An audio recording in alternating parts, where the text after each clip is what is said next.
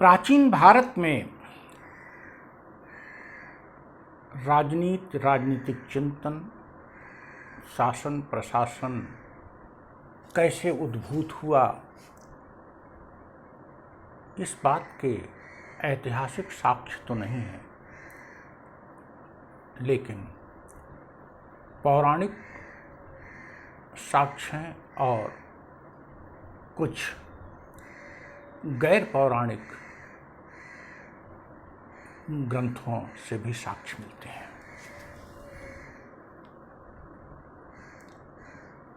जो गैर पौराणिक ग्रंथों या महापुरुषों से मिलते हैं, उनको भी पौराणिक बनाने की चेष्टा की गई है, या कि वे भी पौराणिक तो नहीं थे, ऐसा भी हो सकता है।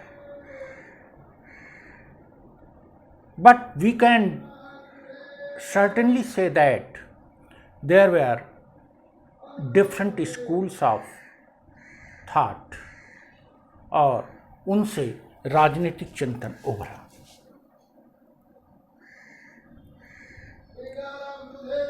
पौराणिक साक्ष्य के रूप में वैदिक साहित्य में बिखरे हुए कुछ राजनीतिक तत्व हैं, लेकिन जब आप उसके आगे बढ़ते हैं तो सूत्रों में, महाकाव्यों में विस्तृत रूप में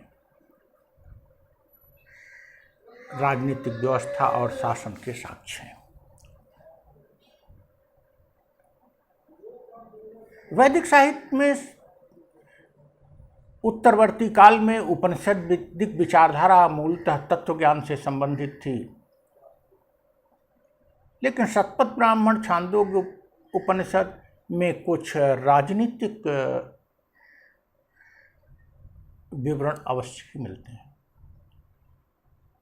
लेकिन महाकाव्यों में, रामायण और महाभारत में विस्तृत रूप से राजधर्म, राजा का दायित्व, राजा का कर्तव्य, जनता से उसका संबंध, धर्म से उसका संबंध विस्तृत विवेचन दिया गया है।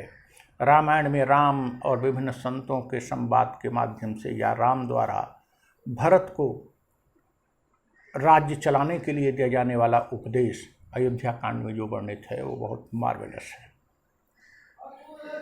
इसी प्रकार महाभारत के भीष्म पर्व में, शांति पर्व में विस्तृत रूप से है राजनीतिक व्यवस्था का विवरण, राजनीतिक चिंतन का विवरण, और भीष्म द्वारा नीति और युधिष्ठिर की बातें नीतिगत हैं, साथ साथ विदुर नीति तो पूरी तरह से विख्यात है।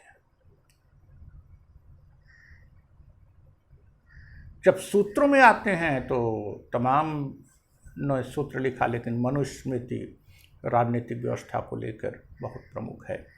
और गैर पौराणिक साक्ष्यों में हम मनु की मनुस्मृति, चाणक्य का अर्थशास्त्र, कामंदक का नीतिसार और शुक्राचार्य का शुक्र नीति प्रमुख है, जिसमें राजनीतिक चिंतन बहुत ही विस्तृत तौर पर दिया है। लेकिन मनु को भी पौराणिक बना दिया गया है, या कि पौराणिक थे, और जिन्होंने रचना की उस पौराणिक नाम से उनको रखा गया। और शुक्राचार्य तो पौराणिक है ही हैं, क्योंकि शुक्र नीति की रचना 8वीं शताब्दी में हुई, जबकि शुक्राचार्य का उल्लेख वैदिक साहित्य में भी है और तमाम ग्रंथों में। चाणक्य को भी कुछ विद्वान, मौर्य काल का अर्थशास्त्र के रचयिता चाणक्य को मौर्य साम्राज्य के प्रधानमंत्री चाणक्य के रूप में नहीं देखते, कोई अन्य चाणक्य देखते हैं। उनका तर्क है कि मौर्य साम्राज्य का विस्तृत विवरण नहीं है, और अर्थशास्त्र में कुछ ऐसे विवरण हैं जो परवर्ती काल में दिखाई पड़ते हैं। जो भी वो चाणक्य ऐतिहासिक व्यक्ति थे, संभव है उनकी शिष्य परंपरा में अर्थशास्त्र की रचना की गई हो, और credit had been given to Chanakya. Kamandaka Chanakya के ही शिष्य थे और चाणक्य की राजनीतिक व्यवस्था को आगे बढ़ाते हुए दिखाई पड़ते हैं, कहीं असहमत भी दिखाई पड़ते हैं। अब यहीं यूनान के राजनीतिक चिंतन से हमारा अंतर हो जाता है। यूनान का राजनीतिक चिंतन ऐतिहासिक तथ्यों पर है, ऐतिहासिक व्यक्तियों द्वारा किया गया है, चाहे सुकरात हों, चाहे प्लेटो हों, चाहे अरिस्टोटल हों, चाहे बाद के विद्वान हों। ये सब ऐतिहासिक व्यक्ति थे, स्पष्ट रूप से धर्म से इतर होकर राजनीतिक चिंतन किए और राजनीतिक व्यवस्था किए। हमारे यहाँ राजनीतिक चिंतन धार्मिक चिंतन के अंतर्गत हुआ, इसी से उद्भूत हुआ। न केवल धार्मिक साहित्य में अपितु धर्मेतर साहित्य में भी मनु, चाणक्य, कामंदक, शुक्र सभी धर्म के नियंत्रण की बात करते हैं। तो धर्म से निकला हुआ ये राजनीतिक चिंतन है और वहाँ राजनीतिक चिंतन धर्म से इतर है। वहाँ के राजनीतिक चिंतन में सभी मनीषी, सभी स्टेट्समैन, सभी ऑथर ऐतिहासिक हैं। हमारे यहाँ संभवतः स्कूल ऑफ थॉट्स द्वारा ये दिया गया है और एक समूह ने मिलकर ये चिंतन किया है और विभिन्न पीठों द्वारा राजनीतिक चिंतन आगे बढ़ाया गया है। अब इस आधार पर यूरोप के विद्वान आक्षेप लगा सकते हैं कि हम अपनी प्राचीनता ले जाते हैं और हमारा राजनीतिक चिंतन बाद का है, लेकिन शतपथ ब्राह्मण में, छांदोग्य उपनिषद में या ईसा पूर्व की शताब्दियों में रामायण और महाभारत महाकाव्य में जो राजनीतिक चिंतन है, या गीता के रूप में जो उपदेश है, तथा मौर्य प्रशासन वास्तविक रूप में जिस प्रकार से है, मौर्य शासन व्यवस्था जिस रूप में है, इससे स्पष्ट होता है ईसा पूर्व की शताब्दियों में भारत में राजनीतिक चिंतन काफ़ी आगे बढ़ चुका था। राजनीति धर्म के अंतर्गत होते हुए भी राजनीतिक व्यवस्था के लिए अलग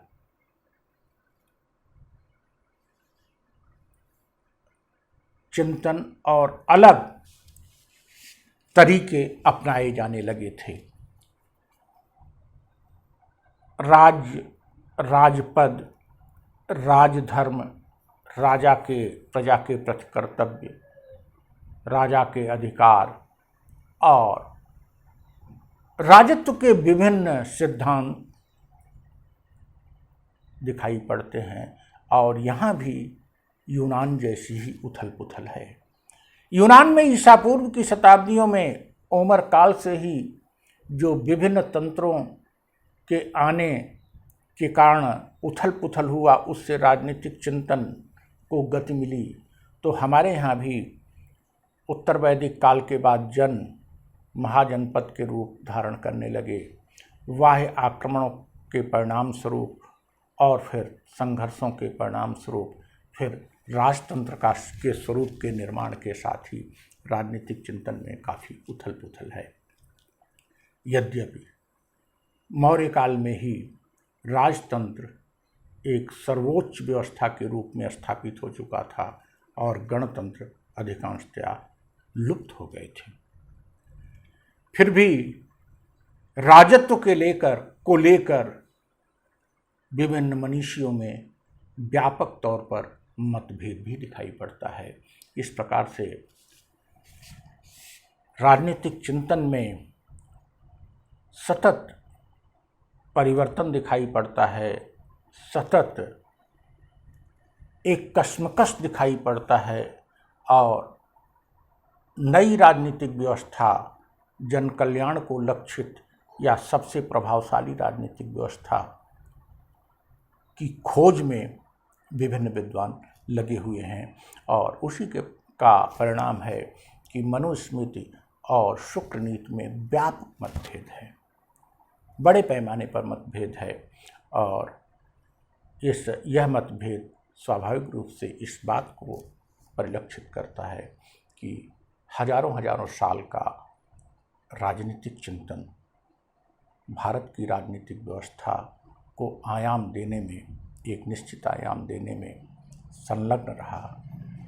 यद्यपि यह व्यवस्था समय समय पर छिन्न भिन्न होती रही और कभी बड़े राज्य तो कभी छोटे राज्य, और कभी बाह्य आक्रमणों के प्रभाव में संघर्षों का युग प्राचीन काल में बना रहा। और हम यूनान के क्लासिकल युग या रोमन साम्राज्य का जो राजनीतिक व्यवहारवाद है, उस तरह का एक अस्थायी व्यवस्था ईसा पूर्व की शताब्दियों और ईस्वी सन की कुछ शताब्दियों तक देने में सक्षम नहीं हो सके।